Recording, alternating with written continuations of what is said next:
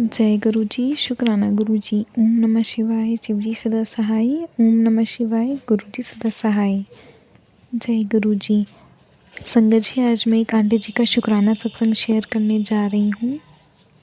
ये एक ब्लेस्ड कर देने वाला सत्संग है, तो कृपया अंत तक बने रहें। जय गुरु जी, शुक्राना गुरु जी। जय गुरु जी। संगत जी, ओम नमः शिवाय, शिव जी सदा सहाय। ओम नमः शिवाय, गुरु जी सदा सहाय। संगत जी, एक बहुत ही प्यारा सा और डिवाइन सत्संग मैं आप लोगों के सामने शेयर करने जा रही हूँ। जो गुरु जी बुलवाएंगे वो मैं बोलूँगी। गुरु जी के सामने बैठकर मैं ये सत्संग करने जा रही हूँ। काफ़ी टाइम से मैं परेशान थी। मेरी लाइफ में बहुत सारी चीज़ें चल रही थी। फैमिली में काफ़ी इश्यूज़ वगैरह चल रहे थे। मेरी शादी को 6-7 ईयर हो चुके हैं। मेरा एक बेटा भी है 5 ईयर का। बट थोड़ा सा मेरे फैमिली मेम्बर्स बहुत अच्छे हैं, मेरे इन लॉज वगैरह। बट कुछ चीज़ें कभी कभी होती है कि छोटे मोटे अप एंड डाउन्स आते रहते हैं। कुछ लोगों की बातों में आकर के मतलब कलेश होते रहते हैं घरों में। कुछ लोग हैं जो शायद देखना नहीं चाहते कि हम लोग खुशी खुशी क्यों रह रहे हैं। तो उसी चीज़ को लेकर अभी 1-1.5 महीने से काफ़ी प्रॉब्लम चल रही थी मेरे घर में। और मेरे इन लॉज भी मुझसे बहुत मतलब एंटी हुए थे। और बाकी मेरी एक सिस्टर इन लॉ है जो मैरिड है, वो भी आजकल मेरे से बहुत रूडली रहती थी, बात भी नहीं कर रही थी। और राखी पे भी इन्फेक्ट आई, वो मुझसे कुछ भी नहीं बोली।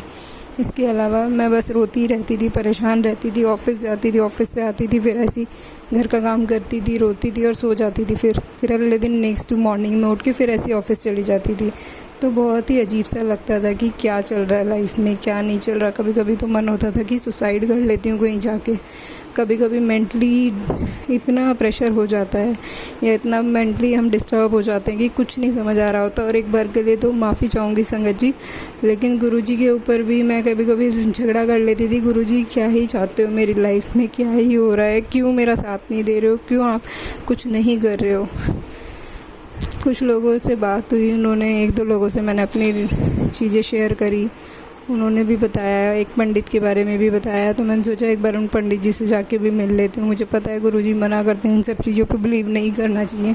बट जब हम परेशान होते हैं, बहुत ज़्यादा माइंड डिस्टर्ब होता है, तो उस टाइम हमें जो भी कुछ बताता है तो हम ये सोचते हैं बस सॉल्यूशन हो जाए, कहीं से भी हो जाए। तो फाइनली कल मैंने ये डिसाइड कर लिया था। 2-3 बार प्लान किया पंडित जी के पास जाने का, बट नहीं, हर बार किसी ना किसी रीज़न से प्लान कैंसिल हो जाता था।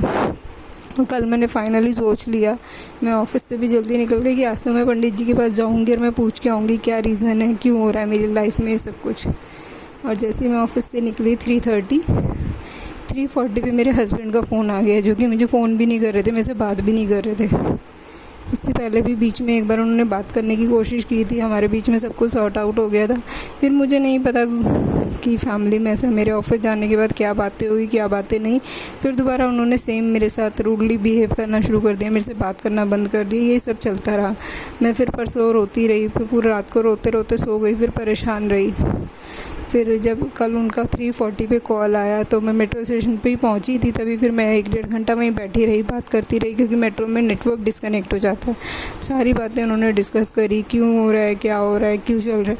मैंने कहा मुझे भी ये सब चीज़ें अच्छी नहीं लगती है, बट क्यों हो रहा है, क्या हो रहा है, ये तो फैमिली में डिसाइड करना पड़ेगा बैठ के। तो उन्होंने सारी बातें मुझसे पूछी, मैंने अपने इश्यूज़ बताए, उन्होंने अपने इश्यूज़ बताए।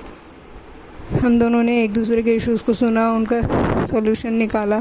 फिर उन्होंने बोला आप एक बार मम्मी से बात करो, मम्मी को मनाने की कोशिश करो। बट मुझे पता था जो रीज़न्स थे, जो लड़ाई झगड़े घर में चल रहे थे, वो भी फिर मेरे मायके के लिए ही चल रहे थे। क्योंकि मेरे भाई की अभी रिसेंट में इंगेजमेंट हुई है, तो मेरे इन लॉज को मुझे नहीं पता क्या प्रॉब्लम हो रही है, क्या नहीं। मेरा एक ही भाई है जिसकी इंगेजमेंट भी गुरुजी की कृपा से ही हुई है। हम काफ़ी टाइम से लड़की ढूंढ रहे थे, बट नहीं मिल रही थी 2 साल से। अब गुरुजी ने जो लड़की मिली है वो बहुत ही अच्छी है और फैमिली भी बहुत अच्छी है। बट मुझे नहीं पता मेरे इन लॉज को क्या माइंड में चल रहा है, क्या नहीं। जो बहुत ज़्यादा उस दिन से ही परेशान कर रहे हैं मुझे भी, और बोल रहे हैं उल्टा सीधा उस रिश्ते को लेके। बट मैंने कहा जो गुरुजी करेंगे अच्छा करेंगे, गुरुजी सब देख रहे हैं। फिर मैंने मदर इन लॉ से, जैसे कि परसों भी मेरे पास गुरुजी का मैसेज आया था कि बड़ों से आर्ग्यूमेंट नहीं करना, रिस्पेक्ट करनी है। मैंने कहा ठीक है, जैसा गुरुजी कह रहे हैं मैं वैसा ही करूँगी। मैंने फिर कल मदर इन लॉ से बात करी, 15-20 मिनट हमारा डिस्कशन चला। वो मुझे डांटते रहे, तूने ऐसा किया, तेरी मम्मी ने ऐसा करा, तुम लोग ऐसा करते हो, ये करते हो, जबकि ऐसा कुछ भी नहीं था। मुझे पता था बहुत सारी चीज़ें उन्होंने झूठ भी बोली थी मुझसे, बट मैं गुरुजी के कहे वचनों पे चल रही थी। अब मैं चुपचाप सुनती रही, रोती रही। मैंने कहा ठीक है, जो गुरुजी करेंगे अच्छे के लिए करेंगे। मैंने उनसे कोई आर्ग्यूमेंट नहीं किया। मैंने कहा ठीक है, आप सही हो और मैं गलत हूँ, सब गुरुजी देख रहे हैं। और वही उसके बाद गुरुजी का थोड़ी देर बाद मेरे पास मैसेज आया था कि आज 7 बजे के बाद तेरी लाइफ में सब कुछ नॉर्मल हो जाएगा, जो भी तेरी लाइफ में दुख दर्द चल रहे हैं, हम नया तेरी लाइफ का एक नया चैप्टर शुरू होगा, तो टेंशन ना ले। और वही सब कुछ हुआ। फिर मैंने इन लॉज में, फैमिली में सबसे बात करी। उसके बाद मैं जैसे ही फिर मदर इन लॉ से बात करी।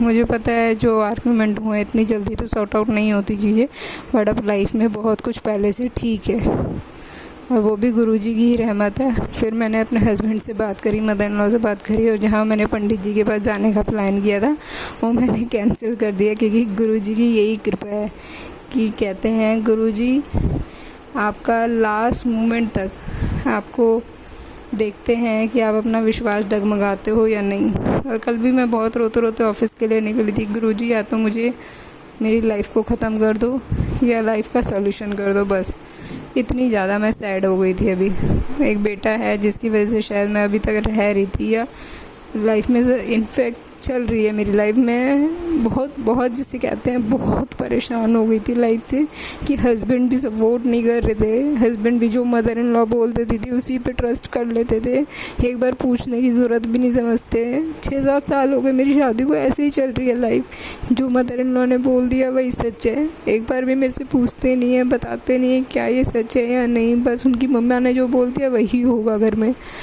बट फादर इन लॉ हैं, बट फादर इन लॉ का इन्वॉल्वमेंट इतना नहीं है घर के अंदर। तो मैं बहुत परेशान थी। मैं अपनी फैमिली को बताती थी प्रॉब्लम, कभी वैसे मैं बताती नहीं थी, बट इस बार मैंने बता दिया। मेरी फैमिली ने बोला आप लड़की को क्यों परेशान कर रहे हो, ये वो। तो इस बात का भी मेरी मदर इन लॉ ने इशू बना लिया कि तेरी मम्मी ने हमें कॉल क्यों किया, उन्होंने हमें क्यों बोला कि तुम ऐसे करते हो वैसे करते हो मेरी बेटी के साथ। तो उसके लिए भी इन्होंने एक बहुत बड़ा इशू क्रिएट किया मेरे साथ। कल भी उसी टॉपिक पे इन्होंने बहुत कुछ सुनाया मेरे ऊपर।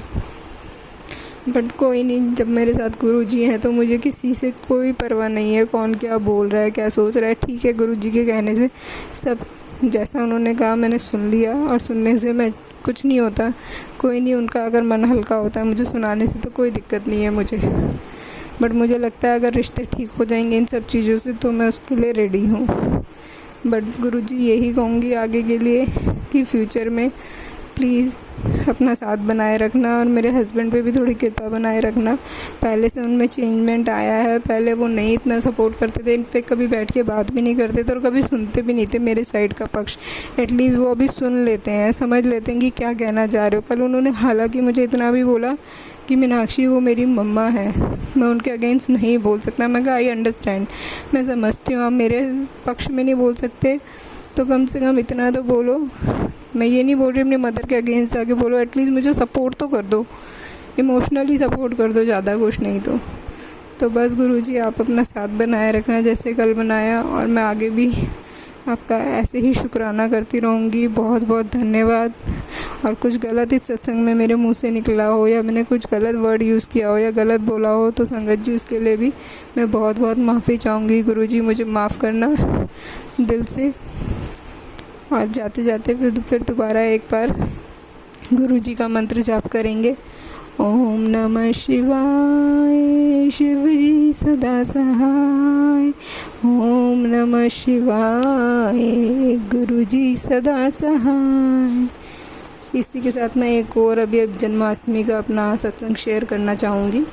जैसे कि जन्माष्टमी से पहले ही गुरुजी का मैसेज आ रहा था। लास्ट जन्माष्टमी पे भी मेरे पास एक मैसेज आया था कि कृष्णा जी के साथ मैं भी आऊँगा आपके घर। तो जब मैं कृष्णा जी की पोशाक लेने गई तो मैं मार्केट में मैंने पोशाक पसंद करी, लेकर मैं घर आ गई। मैंने बिल्कुल नोटिस नहीं किया क्या डिज़ाइन है क्या, बस कलर देख के मैं लेकर आ गई कि मुझे येलो कलर की ड्रेस पहनानी है कृष्णा जी को। और जब मैं घर लेकर आई तो मैंने देखा उस येलो कलर की पूरी ड्रेस पे ओम थे बने हुए थ्रेड से। तो वही मेरा सत्संग ये रियल हो गया कि गुरुजी ने बोला था मैं कृष्णा जी के साथ आऊँगा, और वही हुआ। सेम वैसे ही इस जन्माष्टमी पे भी क्या हुआ, गुरुजी ने बोला कि कृष्णा जी के साथ मैं भी विराजमान रहूँगा। मैं कृष्णा जी की पोशाक लेकर आई, जो पोशाक मुझे पसंद आई उसके साथ जो कृष्णा जी की पगड़ी नहीं थी, तो पगड़ी मैंने अलग से मैच करवाई कृष्णा जी की। मैंने सिर्फ कलर मैच करवाया कि मुझे ये कलर पसंद है और ये कलर ड्रेस के साथ स्काई ब्लू है, तो मुझे पसंद आ रहा है, तो ये मैच भी हो रहा है, तो मैं ये ले लेती हूँ। मैंने वही पगड़ी कृष्णा जी के लिए ले ली, और घर आके जब मैंने कृष्णा जी का पूरा श्रृंगार किया, पूरा रेडी किया, तो मैंने देखा उस पगड़ी में एक बहुत ही बड़ा पिकॉक वाला ब्रॉच और एक बटरफ्लाई का ब्रॉच लगा हुआ था। तो वहाँ भी मेरा ये सत्संग रियल हो गया कि गुरुजी आ गए हैं पिकॉक के रूप में और साथ में बटरफ्लाई के रूप में, और आज भी वो उनकी पगड़ी में लगे हुए हैं दोनों ब्रॉच। और बहुत ही धन्यवाद गुरुजी, हर पल आप मेरे घर में रहते हो विराजमान, हर पल आप मेरा साथ देते हो, इमोशनली भी मुझे बहुत सपोर्ट करते हो, और हर जगह मुझे अपनी प्रेजेंस फील कराते हो। हर जगह मुझे कभी गुरुजी के स्वरूप के रूप में दर्शन होते रहते हैं, कभी मुझे गाड़ी पे जय गुरुजी के स्टिकर्स के साथ। जब मैं घर से निकलती हूँ ऑफिस जाने तक, रास्ते में मुझे डेली जाते हुए भी और आते हुए भी कम से कम नहीं तो 8 से 10 बार गुरुजी की ब्लेसिंग्स मिल जाती है। और मेरे ऑफिस के नियर बाय भी मुझे बहुत सारी बटरफ्लाई के रूप में और कभी कभी तो पिकॉक के रूप में भी दर्शन देते हैं गुरुजी। तो उसके लिए कोटि कोटि नमन है, बहुत बहुत धन्यवाद है गुरुजी। और मुझे इमोशनली सपोर्ट करने के लिए जो अभी तक आपने मुझे इतना सपोर्ट किया, वरना मैंने तो एक बार के लिए सोच लिया था कि मैं अपनी लाइफ ख़त्म ही कर देती हूँ, मैं इतनी परेशान हो गई थी। तो उसके लिए बहुत बहुत धन्यवाद गुरुजी। जय गुरुजी, शुक्राना गुरुजी, अनंतम अनंतम शुक्राना। ओम नमः शिवाय, शिवजी सदा सहाय। ओम नमः शिवाय, गुरुजी सदा सहाय।